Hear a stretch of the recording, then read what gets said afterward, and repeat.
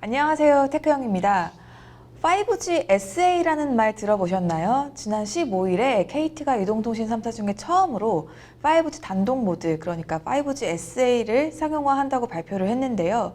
그러면서 한 단계 진화한 5G, 또 5G만 단독 사용이라는 슬로건으로 마케팅을 시작을 했습니다. 이를 두고 그렇다면 지금까지 가짜 5G를 쓰고 있었던 거냐라는 반응까지 나왔는데요. 5G SA가 뭐길래 진짜 5G, 가짜 5G라는 말까지 나오고 있는 건지 통신방송부 손지혜 기자와 함께 자세히 알아보도록 하겠습니다.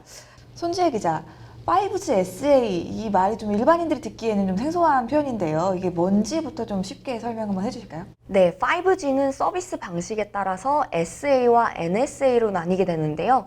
SA는 스탠더론의 줄임말이고 NSA는 난스탠더론의 줄임말입니다. 쉽게 말해서 5G SA, 즉 단독 모드는 5G망만 쓰고 5G NSA, 비단독 모드는 5G망과 LTE망을 함께 쓴다고 보시면 쉽습니다.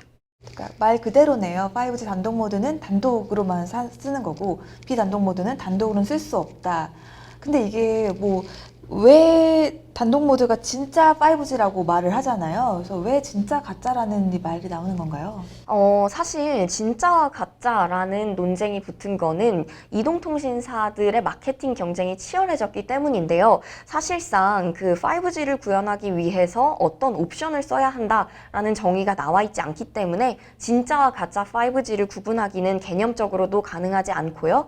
그리고 옵션 2, 3, 4 모두 진짜 5G라고 볼 수 있습니다. 네, 방금 옵션 2, 3, 4라고 하셨잖아요. 그래서 기사를 읽어보니까 이제 KT가 상용화한 방식이 옵션 2라고 하더라고요. 이게 좀 숫자가 높아질수록 더 좋은 기술이라고 볼 수 있는 건가요? 네, 숫자가 커질수록 좋은 기술이라고 말씀드리기는 어렵습니다. 숫자가 높다고 해서 최신의 기술인 것도 아닙니다. 옵션이 나눠진 이유는 시장 상황에 따라서 이 통사가 망 운용 방식을 선택할 수 있도록 하기 위함인데요. 옵션 자체는 1부터 7까지 존재합니다. 그러면 옵션 방식별로 좀 어떤 차이가 있는지 한번 설명해 주실까요? 네, 일단 우리나라에서 집중적으로 논의되는 옵션은 2, 3, 4인데요. 그렇기 때문에 2, 3, 4에 대해서 설명을 드리겠습니다. 옵션 2와 4 같은 경우에는 단독 모드고요. 옵션 3는 비단독 모드입니다.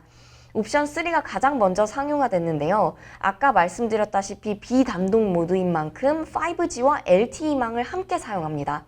현재 LTE망이 5G망보다 촘촘히 깔려있기 때문에 5G 음영 지역에서 LTE로 넘어가는 옵션 3는 안정적이라는 장점이 있습니다.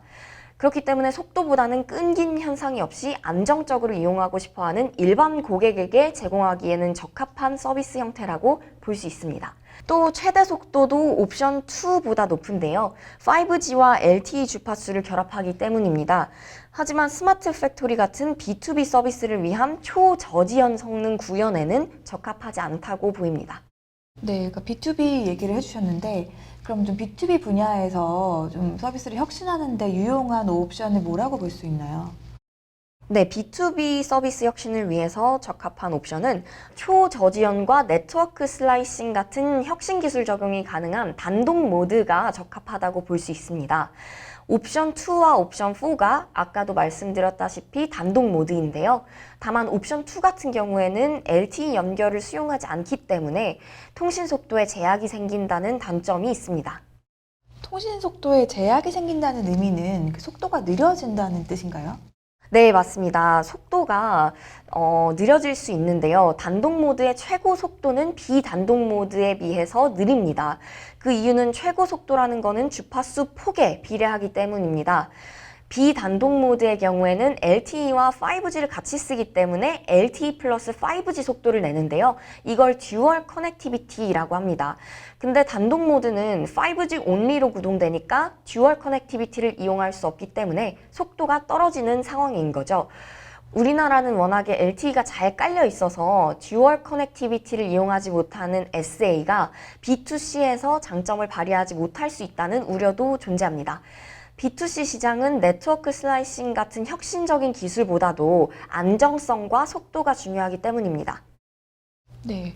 KT는 왜 이제 굳이 속도가 느린 옵션 2 방식으로 상용화를 한 건가요? 네, 옵션 2를 통해서 B2B에 유용한 네트워크 슬라이싱이 가능하기 때문입니다. 이렇게 아까부터 네트워크 슬래싱이라는 얘기 말이 좀 계속 나오는데 이게 뭔지 좀 짚고 넘어가야 될 것 같아요. 네, 네트워크 슬라이싱을 쉽게 이해를 하자면 망 안에 있는 각기 다른 유저가 그들의 필요에 따른 서비스를 받는 거라고 보면 됩니다. 예를 들어서 공장에 쇠를 깎아야 하는 기계와 대용량 영상을 처리해야 하는 기계 두 가지가 있다면 망 하나로도 이 두 개의 다른 서비스가 되느냐 안 되느냐의 차이인데요.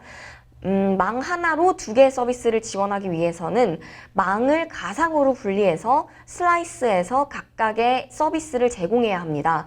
하드디스크를 C 드라이브와 D 드라이브로 구분지어 쓰는 것과 유사하다고 이해하시면 편하겠습니다. 네, 그러니까 어쨌든 가상의 망을 분리해서 이걸 필요에 따라서 이제 사용하기 때문에 네트워크 슬래싱이다 이렇게 부르는 거네요. 이 네트워크 슬래싱 기술을 이용하면 좀 어떤 이점이 있을까요?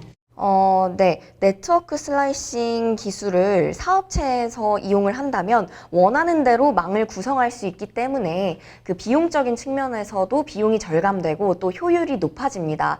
그리고 0.001초급 초저지연 성능을 구현할 수 있기 때문에 자율주행처럼 시시각각 변화하는 교통 상황을 반영하기 위해서는 해당 기능이 필수적이라고 볼 수 있습니다. 다만 해당 기능은 5G에서만 구현이 가능한데요. LTE 같은 경우에는 망을 쪼갤 수가 없으니 NSA로는 네트워크 슬라이싱이 불가능합니다. 네, 뭐 지금까지 이제 옵션 2에 대한 설명을 이제 들어봤는데요. 마지막으로 이제 옵션 4는 어떤 기술인지 설명을 한번 해주실까요? 네, 옵션 4 같은 경우에는 앞서 말씀드린 것처럼 그 옵션 3와 옵션 2의 장점을 결합한 방식인데요. 그 단독 모드지만 일부 LTE 연결을 수용합니다. 그래서 5G가 주류가 되고 LTE가 보완하는 방식인데요. 최대 속도가 옵션 3와 동일하고 네트워크 슬라이싱도 가능하다고 볼 수 있습니다. SK텔레콤과 도이치텔레콤, 브리티시텔레콤 같은 글로벌 통신사가 개발한 방식입니다.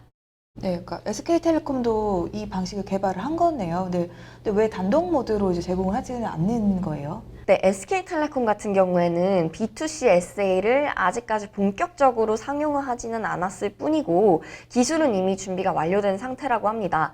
덧붙이자면 SK텔레콤은 이미 올해 초부터 SK하이닉스 공장에서 옵션 4를 이용한 단독 모드를 테스트하고 있습니다. LG U+ 같은 경우에도 기술 개발은 준비가 완료된 상태입니다. 네, 설명을 듣다 보니까 이 단독 모드라는 게 B2B 분야에는 굉장히 유용할 것 같은데요. 이게 B2C 분야에도 뭔가 좋은 점이 있을까요? 네, 고객들한테도 좋은 점이 있습니다. 배터리 소모량이 감소한다는 건데요. 5G에서 LTE로 망을 계속 전환할 필요가 없기 때문에 그만큼 배터리 효율이 높아진다고 보면 됩니다. 실제로 KT가 삼성 갤럭시 S20 플러스 단말로 단독 모드일 때와 비단독 모드일 때의 배터리 사용 시간을 비교를 해봤더니 그 결과 단독 모드일 때 최대 1시간 6분 정도를 더 사용할 수 있었다고 합니다. 그러면은 이제 그 KT의 뭐 5G 요금제를 이제 가입한 고객들은 단독 모드를 다 사용할 수 있는 건가요? 아직까지 모든 고객이 다 사용할 수 있는 건 아닌데요. KT를 사용하는 고객 중에 그 단말을 갤럭시 S20, S20 플러스, S20 울트라를 이용을 하고 있다면 단독 모드를 사용할 수 있습니다. 단독 모드로 전환을 원할 경우에는 소프트웨어 업데이트만 진행하면 됩니다. 그리고 KT는 추후에 제조사와 협력해서 적용 단말을 확대할 계획입니다. 물론 SA를 쓰고 싶지 않은 분들은 소프트웨어를 업데이트하지 않으면 기존의 NSA 방식으로 계속 이용하실 수 있습니다. 네, 그러니까 지금까지 여러 옵션들을 좀 설명해 주셨는데요. 시장 상황에 따라 이제 유통사들이 옵션을 선택해서 뭐 개발할 수 있다 하셨는데 앞으로 어떤 옵션이 어떤 시장의 대세 표준으로 자리 잡을 거라고 보시나요? 어떤 옵션을 하나 딱 집어서 미래 표준으로 자리 잡게 되겠다라고 전망하기는 어려울 것 같습니다. 왜냐하면 망 구축과 운용 방식은 이통 사업자들에 따라서 달라지고 또 전략적으로도 달라지기 때문인데요. SK텔레콤이 LTE 주파수 폭을 가장 많이 가졌기 때문에 옵션 4를 추구하고 있고 또 KT가 5G 3.5GHz 대역을 SK텔레콤과 동일하게 가지고 있기 때문에 옵션 2를 추구하는 것은 이런 맥락에서입니다. 네, 잘 알겠습니다. 오늘은 손지혜 기자와 함께 5G 단독 모드의 개념과 또 장단점에 대해 알아봤습니다. 다음번에 더 유용한 테크 이야기로 돌아오겠습니다. 감사합니다.